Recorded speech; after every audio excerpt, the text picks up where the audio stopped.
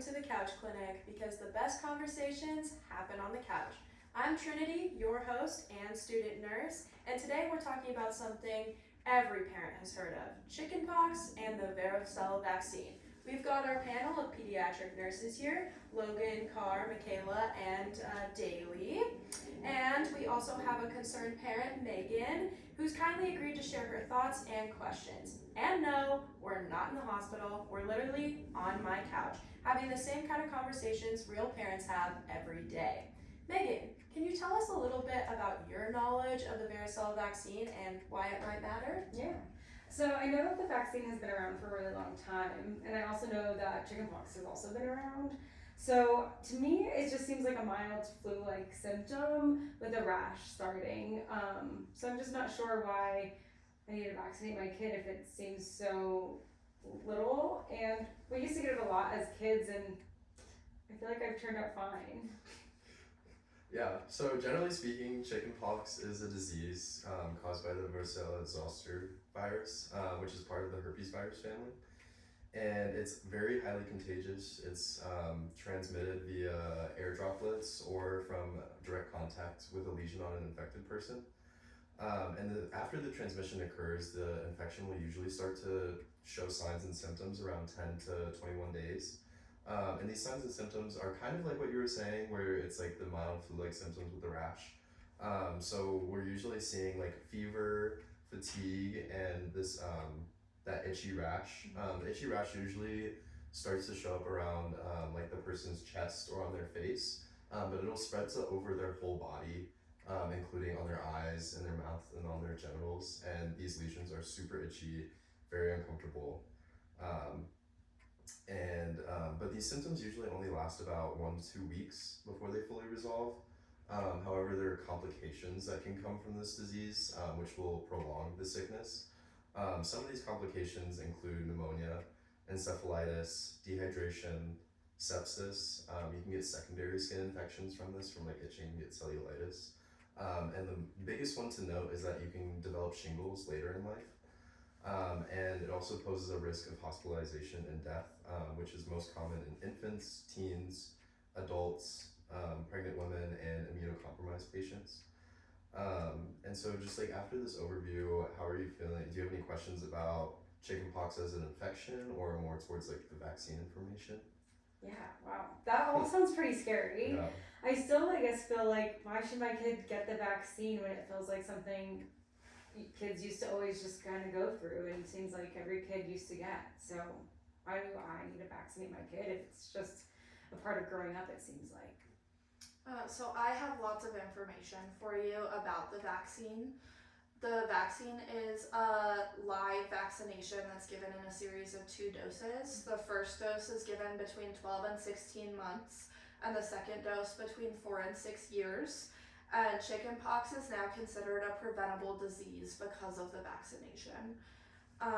It was released in 1995 and has been really well studied since then, and it's highly effective at preventing infection, but more importantly, preventing serious infection in up to 95% of cases.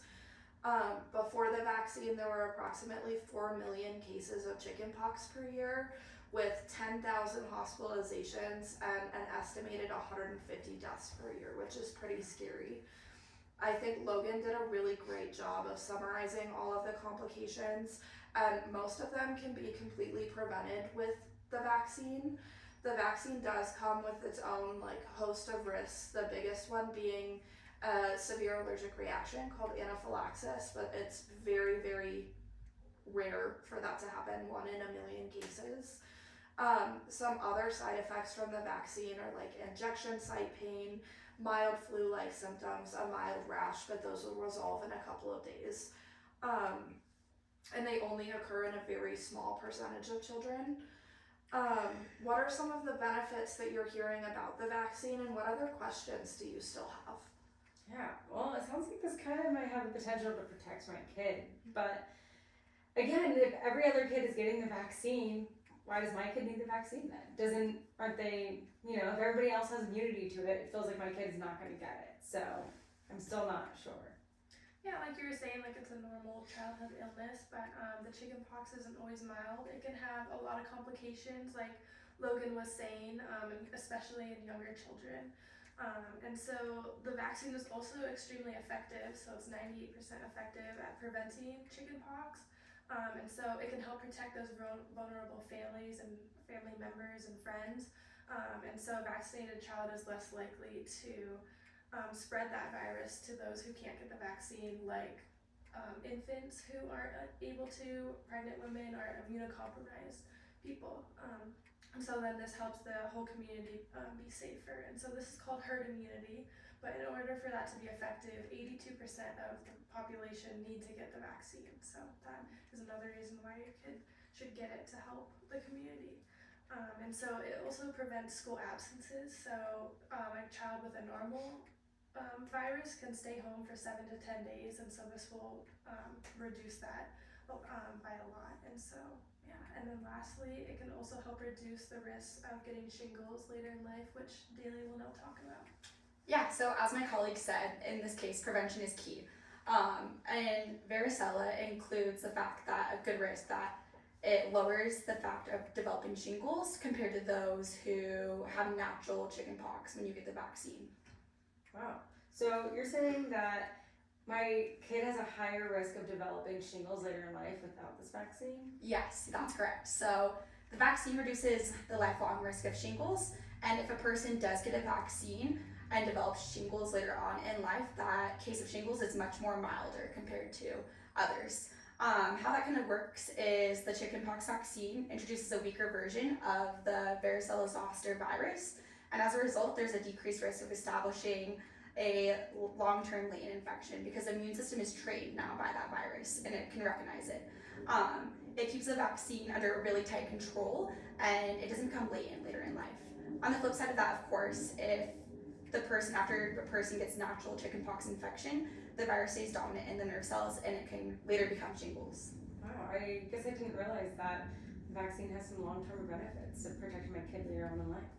Yeah, and Megan, it's completely normal to be hesitant because being hesitant doesn't just mean that you're anti-vaccine. It's really important to still stay curious and be concerned about your own kid's health. And some of those things can come out in questions towards the doctor. It's always important to ask questions no matter what.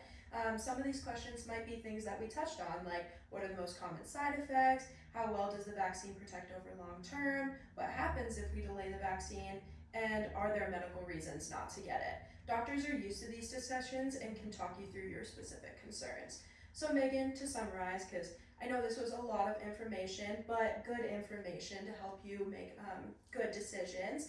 A lot of the parents that think chickenpox is just a regular part of childhood, but before the implementation of the varicella vaccine, many children were hospitalized every year and even died from these complications. This vaccine has not only drastically decreased the number of those infected, but has also prevented both infections and the development of shingles later in life. The varicella vaccine is not as simple as just preventing a rash. It's geared toward preventing serious disease, preventing this disease in vulnerable populations, and reducing the complications the disease burdens families with. Wow. Well, thank you guys so much. I definitely feel more informed, and I feel like I was more worried about like short-term risks, and I now know that the vaccine has a long benefit. So I do feel more inclined to get my child vaccinated and keep them healthy and protected. Thank you.